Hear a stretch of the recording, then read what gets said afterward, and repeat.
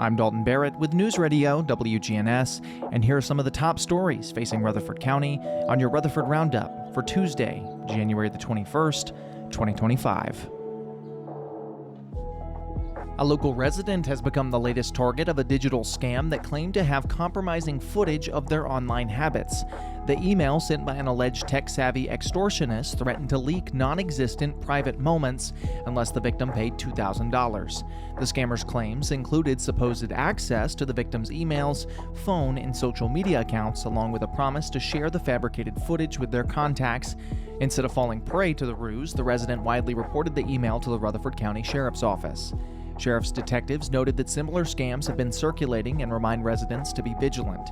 If you receive an email like this, don't panic and never send money. Report it immediately, they advised.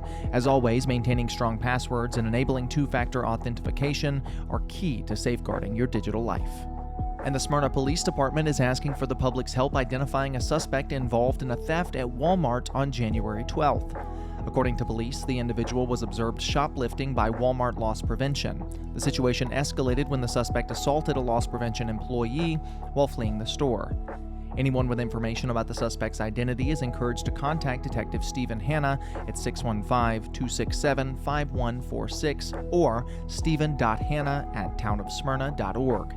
Authorities emphasize the importance of community cooperation in solving such cases and ensuring the safety of local businesses as well as their employees. In Washington, D.C., the Stewart's Creek High School Marching Band from Smyrna showcased their talents during the inaugural parade for President Donald Trump. Please welcome the Stewart's Creek High School Marching Band. Traveling all the way from Smyrna, Tennessee, they are proud to represent the volunteer state in the 2025 Presidential Inaugural Parade. The band performed a patriotic medley including My Country, 'Tis of Thee, and You're a Grand Old Flag at Capital One Arena late Monday afternoon.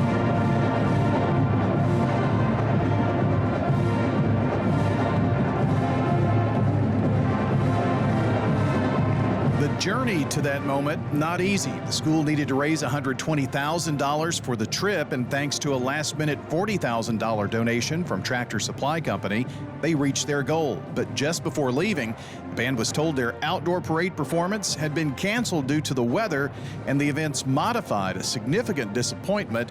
But despite that setback, the group decided to proceed with their trip using mostly non-refundable funds. And late Sunday night, they got a surprise. Principal Dr. Clark Harrell. Stewart's Creek High School will play in the indoor parade at the arena. As you can hear, the students overjoyed that they'd get to perform, overcoming the fundraising and cancellation obstacles.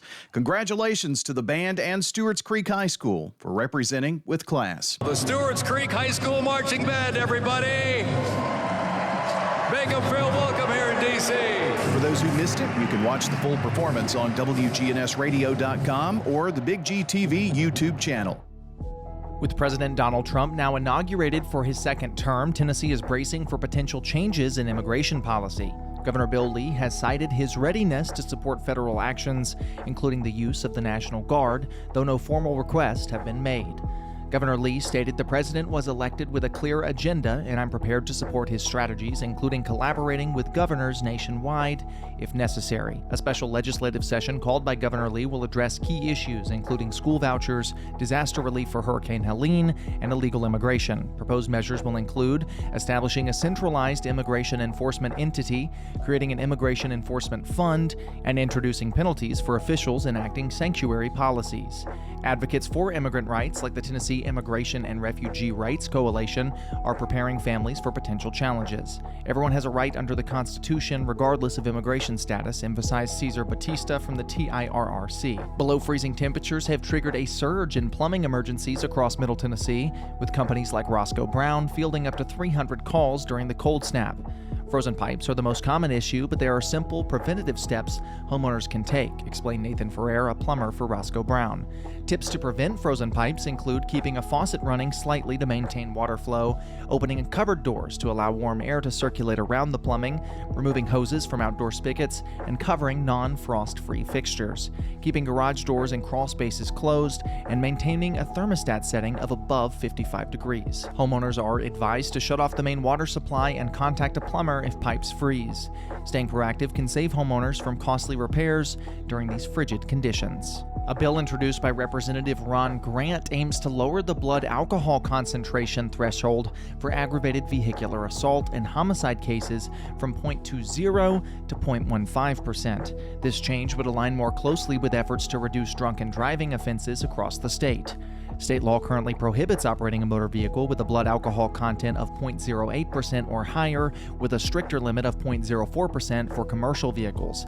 If passed, the bill would take effect on July 1st. Representative Grant is well known for advocating stricter impaired driving laws, including a 2024 proposal to ban the sale of refrigerated beer, which was ultimately modified to establish a task force for reviewing impaired driving and boating laws. Gant's involvement in a 2022 fatal crash caused by a drunk driver adds a personal connection to his legislative efforts to prevent such tragedies. Two missing girls, aged 12 and 13, from Saudi Daisy, Tennessee, were located in Nashville on Sunday, leading to the arrest of a 21-year-old Isaac Shearschmidt on a charge of felony kidnapping and statutory rape. According to law enforcement, the perp communicated with minors via social media before meeting them and transporting them to his residence, where he allegedly engaged in sexual activities with the 13-year-old. After receiving assistance from the Tennessee Bureau of Investigation and the Metro Nashville Police Department, authorities found the girls unharmed but accompanied by two men at his home.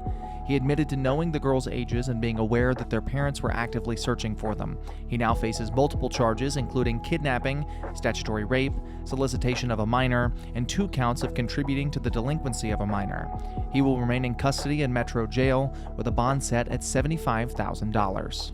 And that's all for now, but for updates on these and more local news stories, be sure to check out our website, WGNSradio.com, or follow us on social media at News Radio WGNS on Facebook and X. I'm Dalton Barrett, and I'll talk to you later.